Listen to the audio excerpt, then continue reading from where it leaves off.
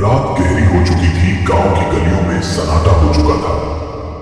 कहीं दूर से कुत्तों के भौंकने और झिंगुरों की आवाज आ रही थी। गली के मोड़ पर बनी एक छोटी सी चाय की दुकान कांपती हुई लालटेन की पीली रोशनी में जगमगा रही थी। लकड़ी की बेंच पर दो आदमी बैठे थे। शिवा, तूने कभी उस पुराने पीपल के पेड़ के नीचे रुककर देखा है? लोग कहते हैं कि वहां सफेद साड़ी वाली औरत दिखती है, जिसकी बरसों पहले मौत हो गई थी। सुनने में आया है उसकी लाश कभी ढंग से दफन नहीं हुई और उसकी आत्मा भटकती रहती है। एक बार मेरा चचेरा भाई देर रात गुजर रहा था। बोला कि जैसे कोई उसका पीछा कर रहा है। पीछे मुड़ कर देखा तो कोई नहीं था, लेकिन पैरों के पास ठंडी हवा का झोंका आया था। तो क्या तू मानता है कि भूत प्रेत सच में होते हैं? न मानूं तो क्या। आधी रात को गांव के बाहर वाले कुएं पर मत जाना। पता नहीं कौन सी परछाइयां खड़ी रहती हैं वहां। कई लोगों ने देखा है, औरत के रोने और बच्चे के हंसने की आवाजें एक साथ आती हैं। चाय की भाप और धुंधली रोशनी के बीच उनकी बातचीत लगातार गहराती जा रही थी। तभी अचानक कदमों की आहट सुनाई दी। दोनों सहम कर इधर उधर देखने लगे।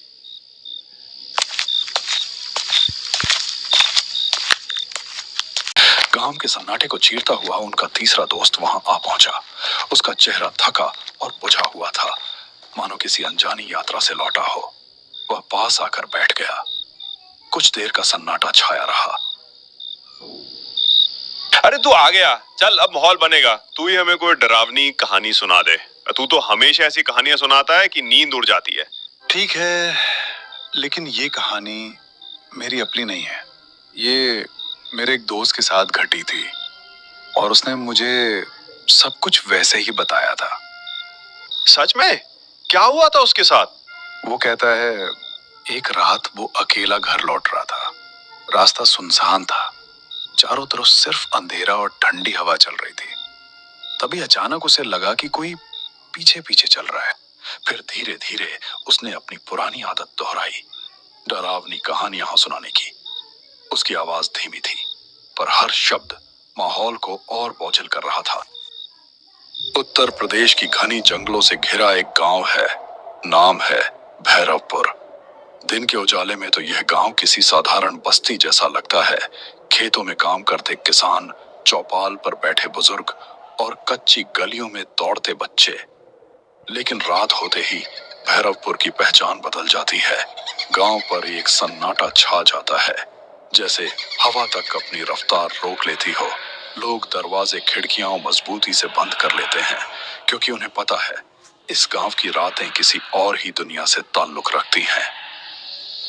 कहते हैं बरसों पहले इस गांव में एक ऐसी घटना हुई थी जिसका जिक्र आज भी फुसफुसाकर किया जाता है। उस घटना के बाद से भैरवपुर की हवाओं में एक साया बस गया। कुत्तों का एक साथ रो पड़ना, पुराने पीपल के पेड़ से आती कराहटें और उस सूखे कुएं के पास सुनी जाने वाली औरत की चीखें। ये सब किसी भ्रम का हिस्सा नहीं, बल्कि इस गांव की सच्चाई है।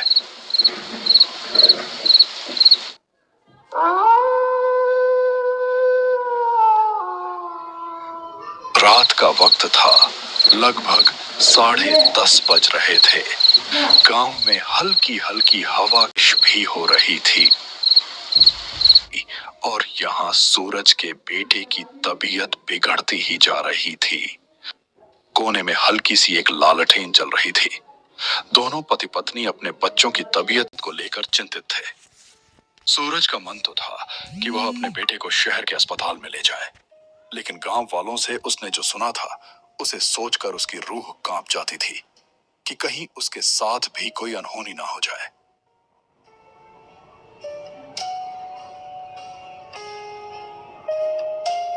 सुनिए जी, बाबू की हालत बिगड़ती जा रही है। कुछ कीजिए, वरना देर हो जाएगी। हाँ, अब और रुकना ठीक नहीं। मैं बाबू को लेकर साइकिल से ही शहर के अस्पताल निकलता हूँ। अकेले? रात का वक्त है जी, रास्ता सुनसान है। मुझे बहुत डर लग रहा है। डर मुझे भी है, पर बाबू की जान से बढ़कर कुछ नहीं। चाहे रास्ता कैसा भी हो, मैं उसे शहर जरूर ले जाऊंगा। हिम्मत रखना। तुम घर पर बाबू की माँ बनकर दुआ करना। मैं बाबू का बाप बनकर हिम्मत दिखाऊंगा। भरोसा रखना, मैं बाबू को ठीक करके ही वापस लाऊंगा।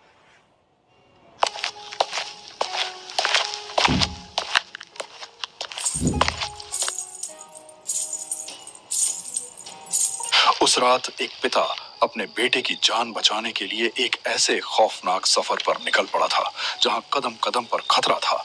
इस गहरे अंधेरे के बीच साइकिल चला रहे सूरज के मन में डर बढ़ता जा रहा था। इस डर का कारण था शहर की तरफ जाने वाला यह इकलौता रास्ता। बारिश अब और तेज हो चुकी थी। बूंदें सूरज के चेहरे पर पड़कर जैसे उसे बार बार चेतावनी दे रही थीं। लेकिन उसके पास ठहरने का वक्त नहीं था। बेटे की सांसें भारी हो रही थीं।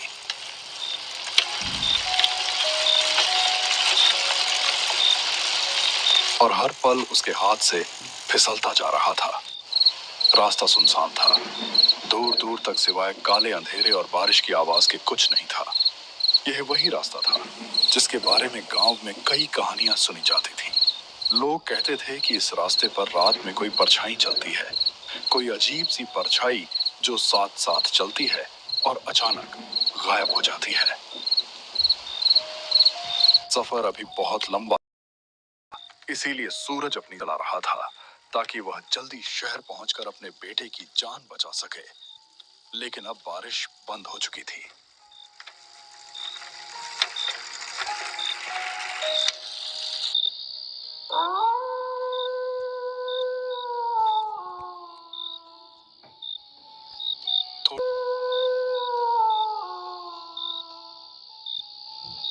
थोड़ी दूर आगे जाने पर सूरज को रास्ते में एक औरत बैठी हुई दिखाई दी। सूरज को यह देखकर बहुत आश्चर्य हुआ कि उसे रास्ते पर इतनी रात को कोई क्यों बैठा है। बेटा जरा रुक जा, ये टोकरी भारी है, मेरे बूढ़े हाथ कांपते हैं, उठा नहीं पा रही। अम्मा, मेरा बाबू बीमार है, मुझे जल्दी शहर पहुंचना है, वरना उसकी हालत और बिगड़ जाएगी। माफ करना अम्मा, अभी मेरे पास जरा भी वक्त नहीं है। अरे तू तो नेक लड़का लगता है, मेरी मदद कर दे बेटा, तेरे सिर पे दुआ रहेगी। ठीक है, आप अकेली हैं इतनी रात को। अच्छा बताइए कहाँ रखना है टोकरी, मैं उठा देता हूँ। सूरज टोकरी उठाने की कोशिश कर ही रहा था, तभी उसने देखा कि वहां तो कोई है ही नहीं। उसका दिल जोर जोर से धड़कने लगा। हे भगवान, ये मैंने क्या देखा? अभी तो यहीं खड़ी थी अम्मा, फिर अचानक कहाँ गई? नहीं नहीं, ये जगह ठीक नहीं है। डर और बेचैनी उसके चेहरे पर साफ झलक रही थी। वह तेजी से साइकिल पर चढ़ा और अंधेरे रास्ते में भागने लगा, लेकिन किस्मत जैसे उसका साथ छोड़ चुकी थी।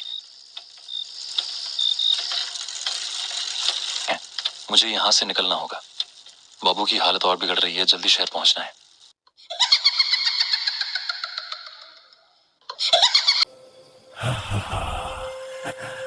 तू नहीं बचेगा।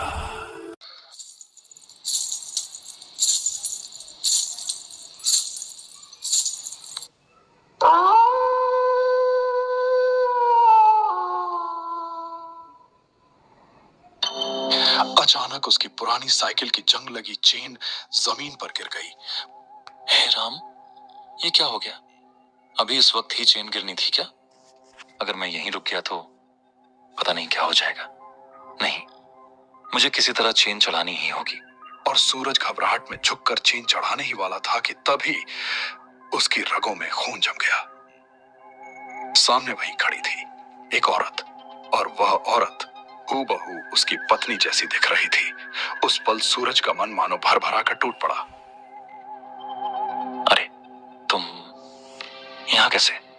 तुम तो घर पर थी ना? इतनी रात गए? इस सुनसान रास्ते पर कैसे चली आई? मत पूछो, मैंने रास्ते में एक परछाई देखी थी। वो लगातार मेरा पीछा कर रही है। मैं डरी हुई थी, इसलिए भागकर तुम्हारे पास आ गई। जल्दी करो, हमें यहाँ से निकलना होगा। बाबू को मुझे पकड़ाओ, मैं उसे संभाल लेती हूँ। तुम साइकिल ठीक करो। परछाई? ये कैसी बातें कर रही हो तुम? लेकिन अगर तुमने सच में देखा है तो मामला गंभीर है। अच्छा, तुम बाबू को थामो, मैं चेन लगाता हूँ। हाँ, जल्दी करो, वो कभी भी यहाँ आ सकती है। उसने सोचा शायद उसकी पत्नी ही है जो किसी तरह यहाँ तक पहुंच गई। वह कुछ पूछने या सोचने की हालत में नहीं था। थकान, डर और बच्चे की बीमारी ने उसकी समझ को कुंद कर दिया था। उसने बिना शक किए अपने बीमार बेटे को उस औरत की बाहों में थमा दिया। सूरज जल्दी से साइकिल संभाल कर आगे बढ़ गया।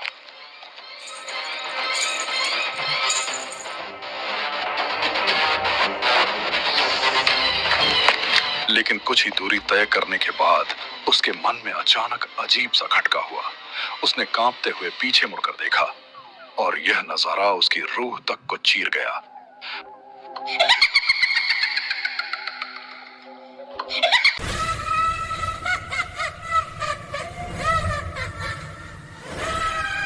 सामने वही था जिससे गांव के बुजुर्ग हमेशा चेतावनी देते आए थे, छलावा। उसका असली भयानक रूप अब सामने था और उसकी पकड़ में सूरज का छोटा सा बाबू था। मेरे बाबू को छोड़ दे, ये मेरा बच्चा है। तू इसे क्यों ले आई? ओ माँ, मैंने तो तुझे अपनी पत्नी समझा था। आंसू बारिश के कतरों के साथ मिल गए और उसकी दौड़ती हुई सांसें पागलपन की हद तक तेज हो गईं। वह ठोकर खाता, गिरता, फिर उठता और भागता रहा। उसके सीने में सिर्फ एक ही बात थी, किसी भी तरह बाबू को बचाना है। डर अब भी था, लेकिन उस डर के नीचे छिपा पिता का हौसला कहीं ज्यादा बड़ा था। मेरा बाबू मुझे लौटा दे। नहीं, ऐसा मत कर। मैं तुझसे हाथ जोड़ता हूँ, मेरे लाल को कुछ मत करना, उसे मुझे दे दे। सूरज बेतहाशा अंधेरे में अपने बच्चे को ढूंढ ही रहा था। उसके कदम कांप रहे थे, दिल की धड़कनें तेज होती जा रही थीं। तभी उसकी नजर सामने पड़ी। वहां टूटी फूटी पगडंडी के बीच वही चुड़ैल बैठी थी।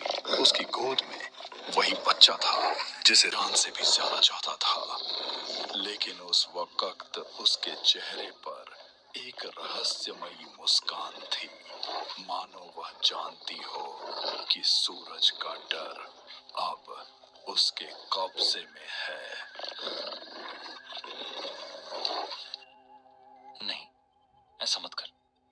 मैं तुझसे हाथ जोड़ता हूँ, मेरे लाल को कुछ मत करना, उसे मुझे दे दे। हे भगवान, अब मैं क्या करूं? किससे मदद मांगू?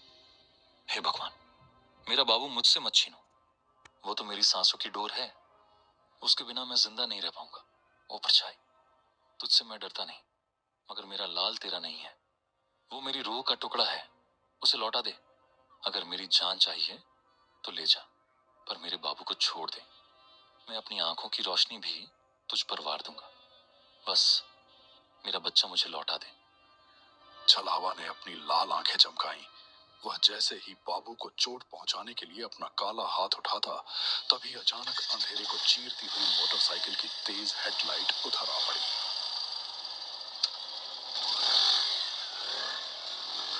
हेडलाइट की चमक और इंजन की गड़गड़ाहट ने माहौल बदल दिया।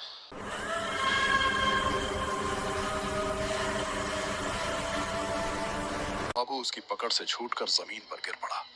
सूरज ने दौड़कर अपने लाल को उठा लिया, कांपते हाथों में उसे सीने से चिपका लिया और आंसुओं से उसका चेहरा भीग गया।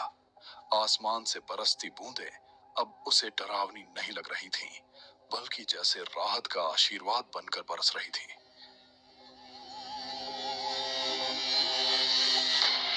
अरे सूरज, ये तू यहाँ इस हालत में? और ये तेरी आंखें लाल क्यों हैं?